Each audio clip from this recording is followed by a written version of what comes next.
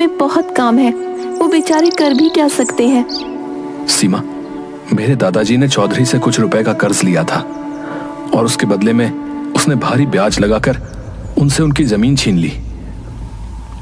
मैंने सुना है दीपक कि वो जमीन बंजर पड़ी हुई है।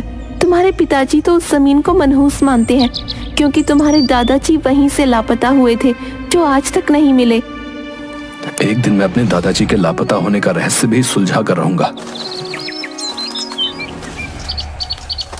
अगले दिन दीपक तैयार होकर अपने घर से बाहर निकला ही था कि तभी उसके घर के बाहर उसे मुखिया मिल गया। सुबह सुबह तैयार होकर कहाँ जा रहे हो रतन? मैं जरा काम से शहर जा रहा हूँ मुखिया जी। शहर में मेरा एक दोस्त रहता है जिसने मुझसे कहा है कि वो मुझे बैंक से लोन दिलवा देगा। अरे मुझे लगता है दीपक कि तुम्हारा दिमाग खराब हो गया है। लोन लेकर आखिर तुम क्या करोगे भाई? मैंने सोच लिया है मुखिया जी, मैं अपने गांव में एक पिज्जा की दुकान खोलूंगा। दीपक, गांव के लोग दाल चावल और समोसे खाना पसंद करते हैं। ये पिज्जा विज्जा तो शहर के लोगों के चोचले होते हैं। ऐसी बात नहीं है मुखिया जी, अब गांव के लोगों की सोच भी बदलने लगी है और मुझे इसी सोच का फायदा उठाकर अपने व्यापार को चमकाना है।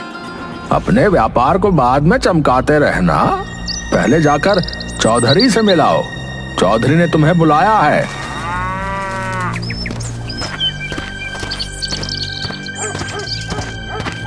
दीपक सीधे चौधरी से मिलने चला गया। मैं तुम्हारा ही इंतजार कर रहा था। आपने मुझे क्यों बुलाया चौधरी साहब? देखो दीपक, मैं जानता हूं कि तुम मुझसे माफी तो मांगोगे नहीं। माफी? लेकिन आखिर मैंने क्या किया है? कल तुमने मुझसे जिस अंदाज में बात की थी, तुम्हारा वो अंदाज मुझे बिल्कुल भी पसंद नहीं आया। मुझे पता है, तुम्हें लगता है कि मैंने तुम्हारे दादाजी की जमीन बेईमानी से हड़पी थी। इसमें कोई शक की बात नहीं है चौधरी जी, इस बात पर तो मैं अभी भी कायम हूं। तो उनका पोता होने के नाते क्या तुम्हारा कर्तव्य नहीं बनता कि तुम उस जमीन को उनका कर्ज चुकाकर वापस ले लो? चौधरी की बात सुनकर दीपक गहरी सोच में डूबता हुआ बोला, पहली बार आपने सही बात की है। मैं बहुत जल्द अपने दादा की जमीन आपसे छुड़वा लूंगा।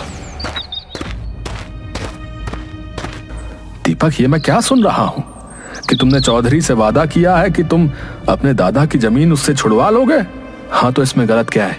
वो जमीन मेरे और आपके पुरखों की है। बेवकूफ, मनहूस जमीन की वजह से मेरे पिता पागल हो गए थे, जो वहीं से लापता हुए थे, जिनका आज तक कहीं पता नहीं चला। और वैसे भी वो जमीन बंजर है, तुम उसमें कुछ भी नहीं उगा पाओगे। बंजर है तो क्या हुआ पिताजी? मैं उस